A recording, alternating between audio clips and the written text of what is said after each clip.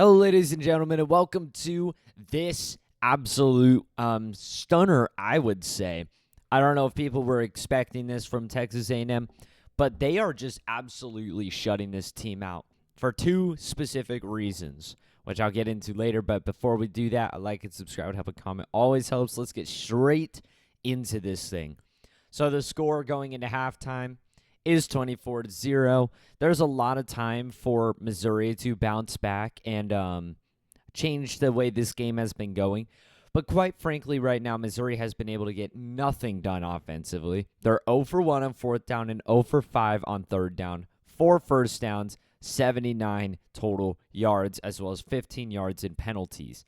And they had a touchdown, like a 75-yard touchdown pass taken away because of, I think it was an offensive lineman down the field. That was their only real shot at points. Other than that, they really haven't been able to get much done. Texas A&M, on the other hand, 14 first downs, 6 for 8 on third down efficiency, 305 yards in the first half, 305 yards, and they have 35 yards of penalties. So I thought going into this, the quarterback, Connor Wayman, or if that's how you say it, I thought he got benched because after his performance against Notre Dame being so hideous, I thought he got benched and they put in this new guy, and that was turning Texas A&M around. No, apparently, what I believe I heard from the announcers in this game is that he got hurt, and now he is back. He's back in on this game, and dude is just tearing it up right now. Like nothing like we saw against Notre Dame. He's 15 for 19, 193 yards, but he has been clutch. Like a lot of his very important passes came on third down and just have allowed Texas A&M to move the ball. Texas A&M has really, really been bailed out by I don't want to say luck, but I want to say luck. Like right here, I'm looking on ESPN. Right before halftime, they just punt the ball away, and the ball completely just bounces off the ground and rolls out of bounds at the 1 yard line. Like God just altered it, put up an invisible wall. Like it didn't even matter. It was just somehow stuff was still going their way. Absolutely nothing has gone Missouri's way. I'm not sure if that is going to keep up going into the second half of this game, but to be quite frankly honest, Texas A&M's defense has really been stomping. They've already got like 3+ sacks or something like that. They've been stopping Missouri on every single third down so far and fourth down. They have really not allowed Missouri to do anything. Now, I think obviously going into halftime being so down, Texas A&M is going to let their guard down a little bit. I believe Missouri will make a comeback. My prediction for this game is already wrong, considering I said Texas A&M would only score 17 points in a defensive battle, but I'm just not sure if this one's going to get out of hand or if it's going to, end up being close.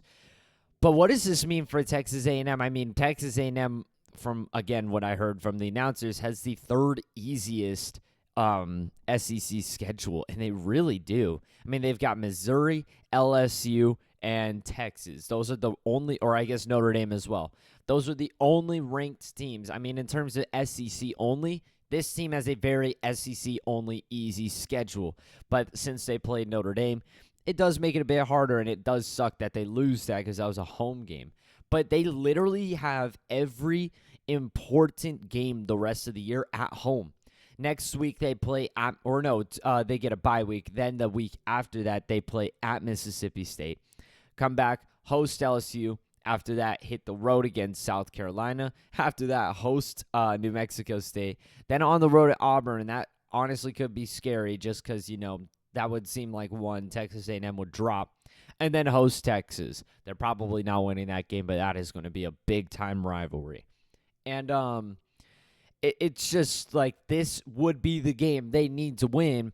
And after turning around and, managing to win all their games up until this point after their upset, or I guess like their sad start to the year, losing to Notre Dame in such a close game. Missouri, man, number 9 in the country. I said I was kind of questionable going into it because they struggled against Boston College, got carried in a double overtime against Vanderbilt. Now they're losing 24-0 at halftime.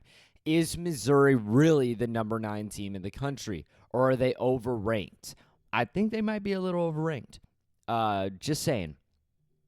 After this game, they play at UMass, host Auburn, at Alabama, host Oklahoma, at South Carolina, at Mississippi State, host Arkansas. So Missouri as well. They have a very easy schedule. If there's 2 games I see them losing, it would be this one, and it would be at Alabama.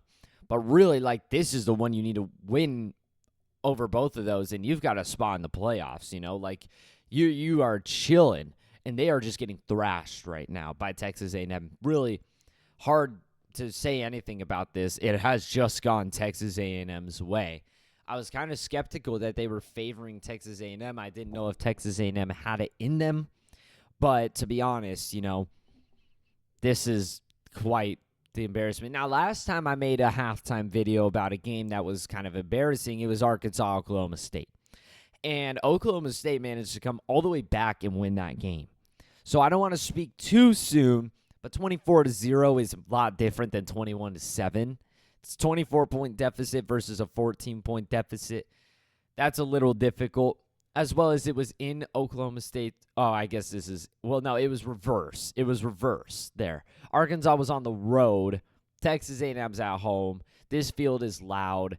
They've got all the momentum right now. Now, obviously, halftime locker room, fix things up, get remotivated and stuff. I think Missouri will come out in the second half and start to get things done, but I do think Texas A&M might be able to put this game away. So now that you look at it, also on the other side of the spectrum, you've got SMU versus Louisville, which is a pretty close game right now. Oh, never mind. It's not that close. It's 24-13. I thought it said 21-18 earlier. Thought they scored a touchdown and went for 2. So, no, SMU is really shutting down Louisville right now. They've got 24 points, which means they're on par to, like, a 40-point game. Louisville is not doing too good from what it looks like. They're 100 yards less than SMU. SMU's got more yards of penalties, yet there's like 60 yards of penalties to Louisville's 25, and SMU is leading by 11 points right now. The quarterback for SMU is absolutely stellar right now. 13 for 15, 149 yards. And then on the floor, he's got 7 carries for 108 yards and a touchdown. He's the leading rusher for SMU. And maybe they did a trick play here because it's saying SMU passing Preston Stone. No, I guess he is a quarterback. He threw one pass for 10 yards and a touchdown. Bro just walked into the game and threw a touchdown. I don't know what's up with that, if it was like a trick play or something. But the actual running back for SMU is not having a good game at all. So it's been that dual threat, maybe the QB read and stuff like that, or just scrambles, that is really leading SMU to victory right now.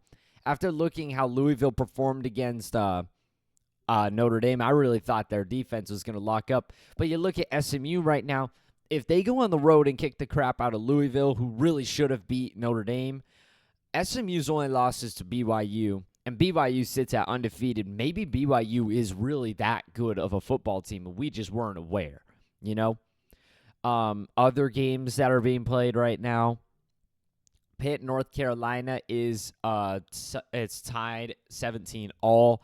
I do want to see Pitt win that game because they'd be 5-0, and that'd be a pretty cool bounce back.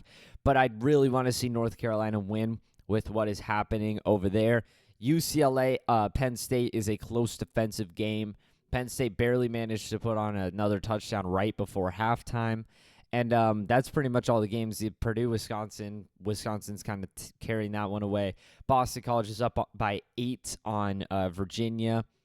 NC State, Wake Forest is a 1-point game, with Wake Forest literally hitting the road and winning by a point right now against NC State. They should not have been in the top 25. I mean, Tulane, UAB, Tulane's winning 20-3. So there's not too many interesting games on right now. It is early. Some interesting games will turn on as the day goes on. But yeah, this game is definitely a shocker right now. Definitely a shocker. But that's all for this. Basically, major takeaways is maybe Texas A&M has figured something out. They control their destiny to really have a very solid record in the SEC. Maybe even turn around and become a playoff team like they were really supposed to be at the start of the year with the easiness of schedule. Maybe Notre Dame is actually really good, and that Northern Illinois loss was just a huge upset and shouldn't have ever happened. And yeah, maybe Missouri is not top 10. Maybe they're a Florida State situation. I don't want to jump to too massive, you know, assumptions or conclusions. It's one game, but considering, Missouri has struggled with Vanderbilt and Boston College, while Florida State did lose those games, Missouri is barely pulling away from those games. Is Texas A&M going to show them up and shut them out type of deal? And maybe Missouri's going to drop. Who knows? But that's all for this little halftime report. I hope you guys enjoyed it. Like and subscribe and help a comment. Always helps. That's all for me. Adios.